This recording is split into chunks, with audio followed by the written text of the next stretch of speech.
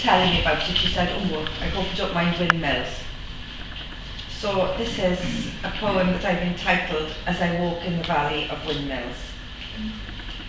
A warm breeze brushed my skin as I walked through the valleys of windmills. Wildflowers and grasses swaying rhythmically, majestically in a splendid array of colour. Butterflies lifted and dancing in warm air currents, a kaleidoscopic delight, accompanied by birdsong, an aria to summer's blessing.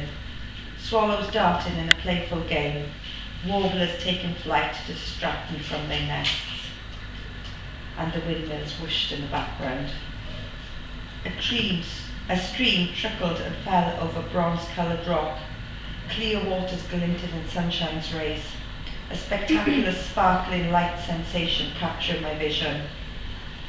In still waters of reservoir side, tadpoles and young fish feed off crimson and emerald weald, air bubbles popping on water surface, while turquoise dragonflies dance their mating dance and pond skippers glide gracefully on the surface, and the windmills whooshed in the background.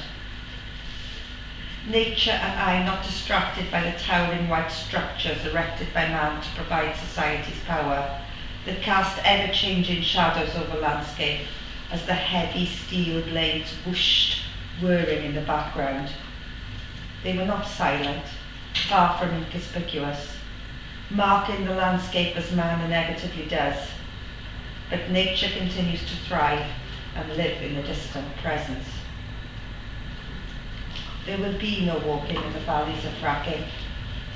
In America, the frackers came to town, pushed by politicians in the guise of energy compulsion, fueled by fat cats' ferocious greed for precipitous cash inflation, ignoring reports of scientific concern, just concerned about energy and cash to be earned, twisting, contorting, disguising the truth, misguiding the public in ensuing pursuit.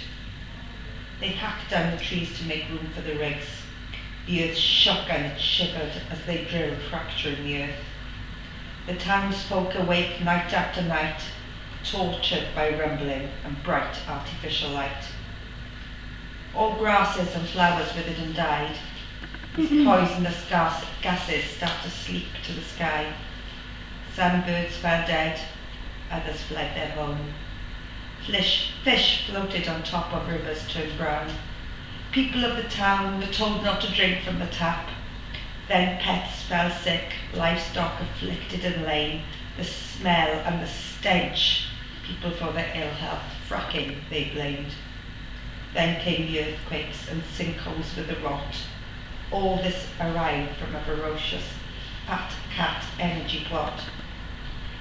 Greed and consumption spreads like disease, crossing the ocean, about to bring Britain to its knees. Fracking, they say it does you no harm. We need the energy and jobs. Don't be alarmed. We have learned from mistakes, eliminated risk. 2 earthquakes have happened, proves risk still exists. As earth shakes and quivers, deep pipes split and bend. Poisons leak out into earth and water veins. Please, politicians and people stand tall. Stop this disease further hindering our shores. Use the power of the sun, water and air. Use nature's resources without destruction and despair. They may be unsightly and make a little noise, but nature lives on, whereas fracking just destroys.